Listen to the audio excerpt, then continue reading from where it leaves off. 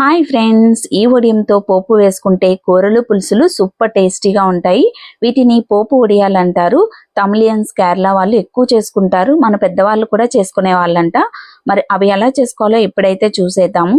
ముందుగా KG onions తీసుకొని పైన తొడుములు కట్ చేసేసి ఉల్లిపాయలు పైన ఉన్న పొరను తీసేసి వాష్ చేయకూడదండి. వాష్ చేయకుండా ఒక పొడి క్లాత్ తో శుభ్రంగా తుడిచేసుకున్న తర్వాత 10 నిమిషాలు గాలి కారనిచ్చి పెద్ద ముక్కలుగా కట్ చేసేసుకొని మిక్సీ జార్లోకి వేసుకొని కచ్చా పచ్చాగానే గ్రైండ్ చేసుకోవాలి. ఫైన్ పేస్ట్ లాగా చేశారంటే మాత్రం వడియాలు కుదరవు.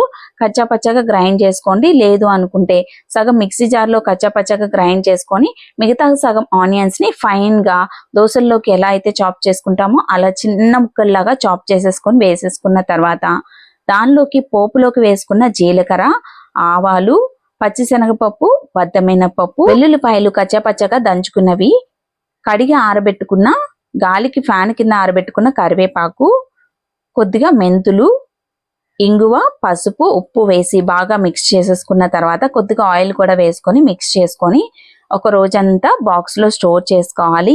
ఈ పోపు వడియాలకి ఏవి ఎంత ఇంగ్రీడియంట్స్ వేసుకోవాలో పైన మెన్షన్ చేస్తాను, డిస్క్రిప్షన్ లో కూడా ఇస్తాను. తప్పక చెక్ చేసి ట్రై చేయండి. ఈ పోపు వడియాలతో పోపు వేసుకుంటే చాలా బాగుంటుందండి. నేను ట్రై చేశాక ఈ రెసిపీ అయితే మీకు షేర్ చేస్తున్నాను. మొత్తం బాగా మిక్స్ చేసుకున్న తర్వాత ఇలా ఒక డ్రై కంటైనర్ లో వేసుకొని మూత పెట్టుకొని ఒక రోజు రాత్రంతా వదిలేసి మరుసటి రోజు బాగా పిండేసుకొని ఆ జ్యూస్ అంతా పక్కనే స్టోర్ చేసుకొని పిండుకున్న మిశ్రమాన్ని మాత్రం ఎండలో ఒక రోజంతా బాగా ఎండబెట్టుకున్న తర్వాత మళ్ళా సాయంత్రం అదే డబ్బాలో ఆ జ్యూస్ లో వేసేసుకుంటే ఆ జ్యూస్ మొత్తం ఈ ఆనియన్స్ కి పడుతుంది కదా. మరుసటి రోజు కాస్త డ్రైగా ఉంటే అలానే ఆరబెట్టేసుకోండి.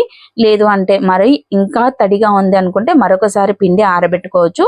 ఇలా చక్కగా ఈ మాత్రం డ్రైగా అయిపోయిన తర్వాత ఒక రోజంతా ఆరబెట్టుకున్నాక మరొకసారి జ్యూస్ లో వేసేసుకొని మరుసటి రోజుకి జ్యూస్ అంతా పీల్చేసుకుంటుందండి. 2 రోజులైతే చాలు, ఎక్కువ అవసరం లేదు.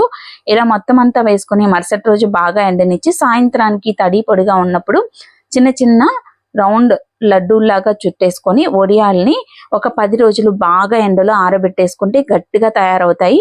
నేను చేసినప్పుడు మాత్రం వడియాలు ఒక 4 రోజులు ఎండిన తర్వాత కాస్త వర్షం పడింది, అందుకని మెత్తబడినవి.